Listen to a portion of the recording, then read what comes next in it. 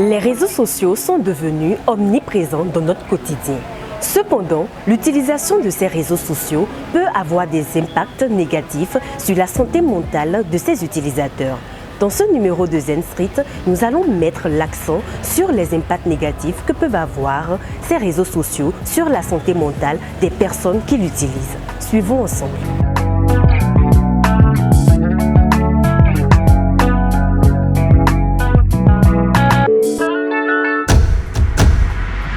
Êtes-vous actif sur les réseaux? Oui, bel et bien. Oui. Oui, je suis actif sur les réseaux sociaux. Oui. Oui. Oui, je suis actif sur les réseaux sociaux. Quel réseau utilisez-vous? J'utilise souvent Facebook, WhatsApp et puis Internet souvent.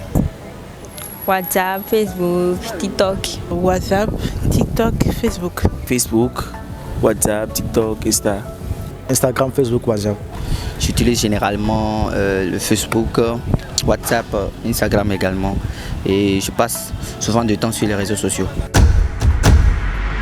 Les réseaux sociaux peuvent-ils avoir des impacts négatifs sur la santé mentale d'une personne?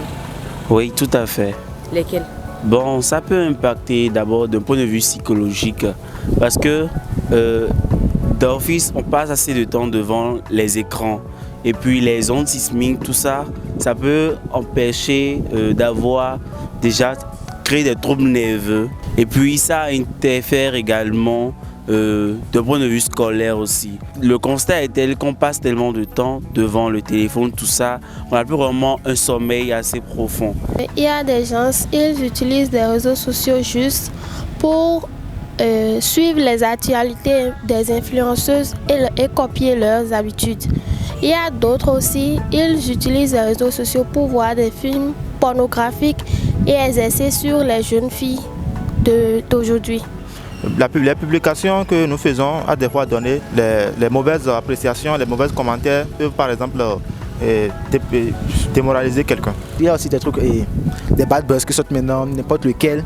Donc si tu es la victime, ça te touche. Si tu es proche de la victime, bon, il y a tous ces trucs-là qui arrivent. Et peut-être, bon, je ne sais pas comment ça se passe, mais peut-être il peut aussi y avoir des attaques directes, des influences. Dans notre génération, on est plus dans le suivisme. Quand tu vois quelqu'un qui fait un truc, tu as tendance à vouloir le copier ou vouloir faire comme lui et tout. Le fait de passer tout le temps sur l'écran, ça affecte le mental, ça affecte la psychologie d'une personne.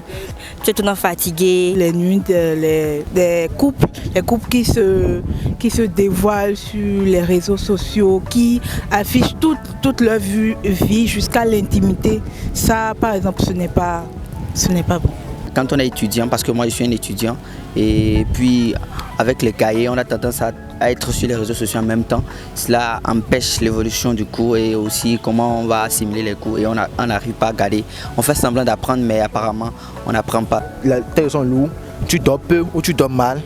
Peut-être mais ça on fait des cauchemars parce que souvent quand tu es sur ton téléphone, tu toques Snapchat, tu es tout le temps en train de scroller les vidéos. Des fois ça reflète, ça donne des cauchemars des fois.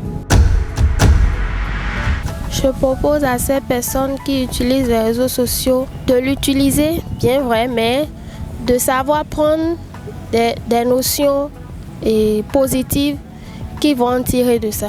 Il faut qu'on fasse une sensibilisation autonome sur les réseaux sociaux pour pouvoir limiter ces genres de tracasseries. Il faut juste prendre les bons côtés et essayer de laisser les mauvais côtés des réseaux sociaux. Tu as ce qu'on appelle le libre arbitre. Tu peux savoir si ce qu'il est en train de faire c'est bon ou ce qu'il est en train de faire c'est mauvais. Il faudrait s'organiser personnellement. Si déjà on a l'habitude d'être, on peut passer banalement de 18 heures de temps devant l'écran à 10 heures, 12 heures, ce serait déjà un effort. Voir les utilités, la lecture, les jeux éducatifs et tout. Cela revient à l'utilisateur lui-même et il va l'utiliser à bon escient.